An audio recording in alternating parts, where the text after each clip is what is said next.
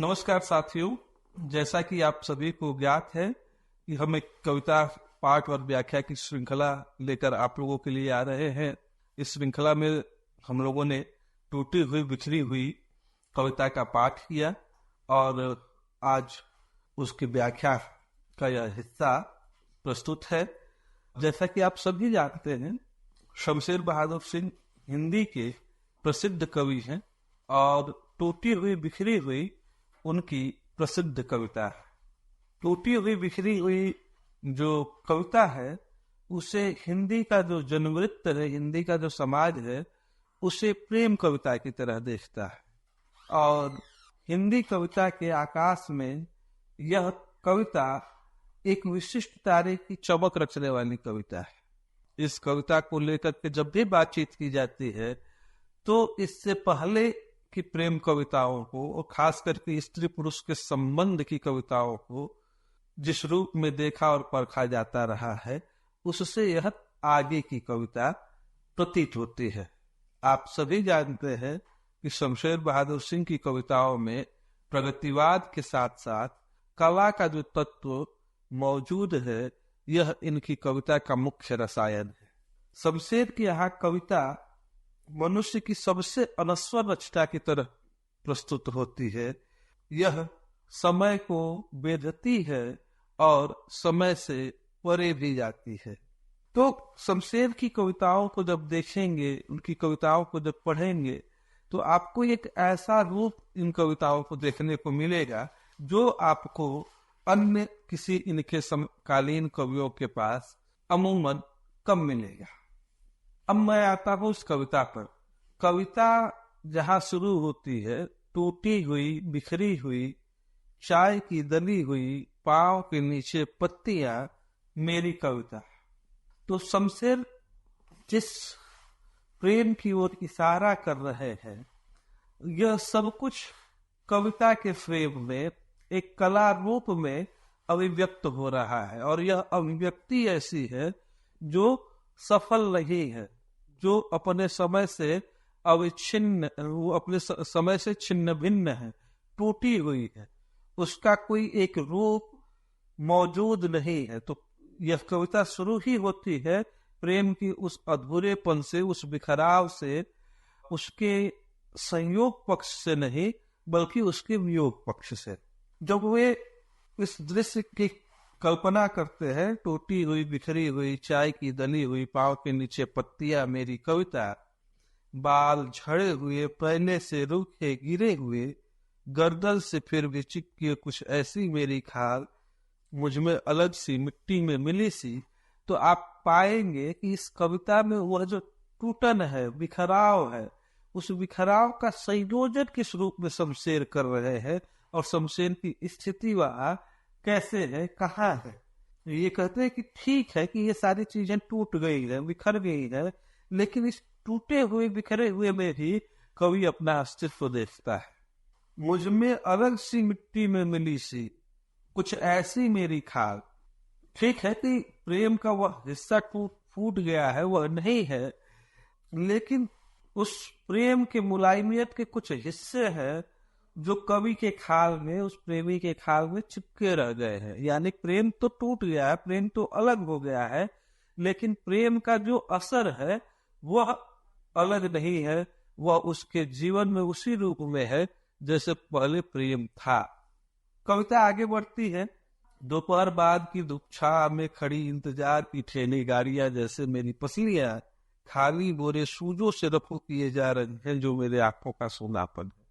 यहाँ पे शमशेर जब आगे बढ़ते हैं, कविता को आगे बढ़ाते हैं, तो इंतजार को और उस स्मृति को जिस रूप में बांधने की कोशिश करते हैं, उस चीज को ये पंक्तियां दर्ज करती है। ठंड भी एक मुस्कुराहट लिए हुए है जो कि मेरी दोस्त है। दरअसल यहाँ पे ठंड सिर्फ मौसम का प्रतीक नहीं है, बल्कि प्रेम की स्मृति से पैदा होने वाली जो सरसराहट है, सनसनी है, उस सनसनी से भी है। और यहाँ पे शमशेर उस सनसनी को संबोधित करने के लिए इसका विधान करते हैं। आगे कबूतरों ने एक गजल गुनगुनाई, मैं समझ न सका रदीफ काफिए क्या थे, इतना खफीफ, इतना हल्का, इतना मीठा उनका दर्द था।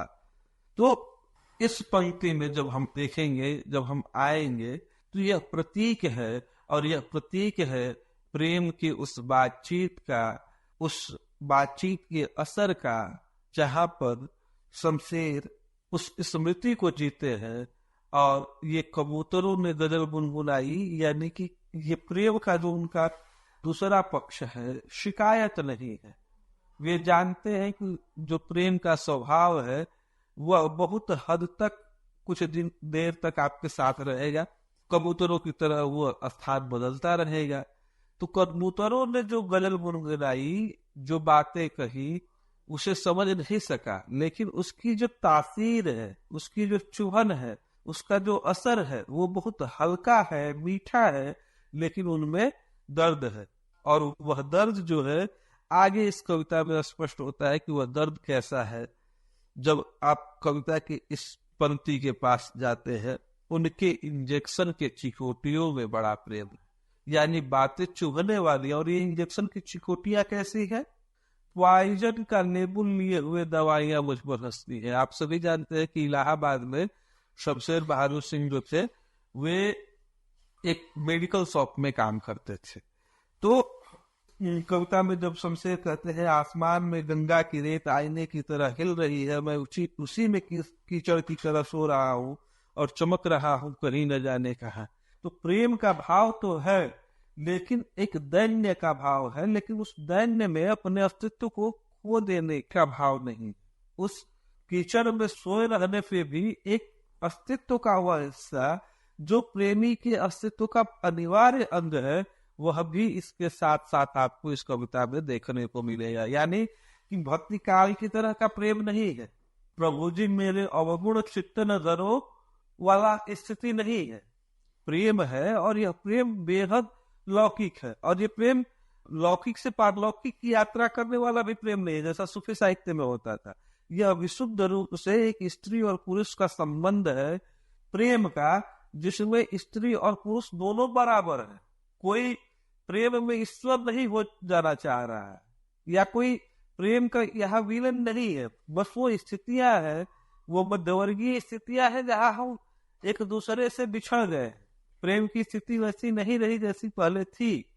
तो यह टूटी हुई बिखरी हुई हिंदी की इसलिए भी महत्वपूर्ण प्रेम कविता प्रतीत होती है कि यह प्रेम को अपने संपूर्ण मानवीय इकाई में देखने वाली कविता है।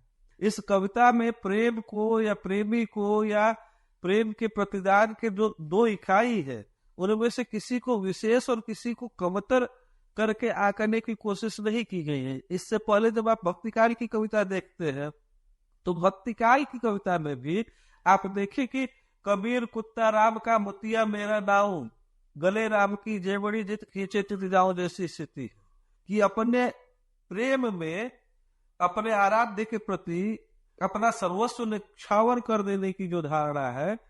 आप रीतिकाल में आए घरानंद के प्रेम को देखें, रीतिकाल की उस कविता को याद कीजिए, यह प्रेम कुपन तकराल महातलवार के धार पे धावनो। तो यहाँ पे, या फिर अति सुधो सनेह को मारे रहे जहां नेकु सयानब बाक नहीं वाली स्थिति नहीं है। यहाँ पे प्रेम है, दो मनुष्यों के बीच प्रेम है और बराबरी का है, किसी को कमतर करने की कोशिश नहीं है, किसी को विलेन बनाने की, किसी को महान बनाने की कोशिश नहीं है। इसलिए यह बहुत महत्वपूर्ण प्रेम कविता है। इस कविता को याद करते हुए, इस कविता को पढ़ते हुए आपको राम की शक्ति पूजा को भी याद करना चाहिए। राम की शक्ति पूजा आधुनिक रामचरितमानस है, ऐसा नामवर जी ने कहा था, और वो है बहुत छोटा है, लेकिन राम की शक्ति पूजा का एक पूरा जो आवरण है वह एक अपने छोटे छोटे संकेतों में पूरे महाभारत को समेटे हुए है। सिर्फ राम की शक्ति पूजा युद्धकांड के इर्द गिर्द घटने वाली घटना नहीं है, अपनी घटनाओं में, अपनी स्मृतियों में, अपने संवाद में वह पूरा रामायण। तो नामवर जी जब राम की शक्ति पूजा को आधुनिक रामचरितमानस कहते हैं तो कोई गलत बात नहीं कहते, लेकिन इस पक्ष को हटा दीजिए, निराला के व्यक्तित्व को हटा दीजिए, राष्ट्रीय आंदोलन को हटा दीजिए और उसे सिर्फ एक कविता की तरह देखिए। राम को बहुत ईश्वरीय न मानिए, क्योंकि यहाँ पे राम एक आधुनिक मनुष्य की तरह मौजूद है राम की शक्ति पूजा में।